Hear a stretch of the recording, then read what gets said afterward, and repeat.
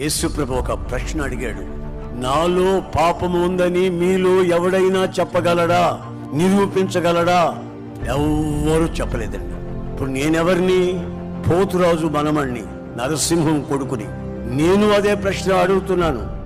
యేసుక్రీస్తులో ఏదైనా అపవిత్రత ఉన్నట్లు ప్రపంచంలో ఎవడైనా రుజువుపరచగలడా?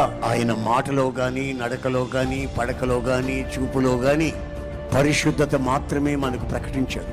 ఆయనకు బావలు లేరు, బావమర్దులు లేరు, మర్దలు లేరు, అత్తమామలు లేరు. ఆయన ఆజన్మ బ్రహ్మచారి, పరిశుద్ధుడు. ఆ పరిశుద్ధుడు మన వ్యక్తిగత జీవితాన్ని పరిశుద్ధపరచగలడు. దేవుళ్ళు అని పిలువబడే వాళ్ళు ఉన్నారు, మహాత్ములని పిలువబడిన వాళ్ళు ఉన్నారు. నీ పాపాన్ని క్షమిస్తాను అనేవాడు ఎవ్వడు లేడు. క్షమించగలిగితే ఆ పరిశుద్ధుడు యేసు ప్రభు ఒక్కడే క్షమించగలడు. మన వ్యక్తిగత జీవితాన్ని పరిశుద్ధపరచగలడు.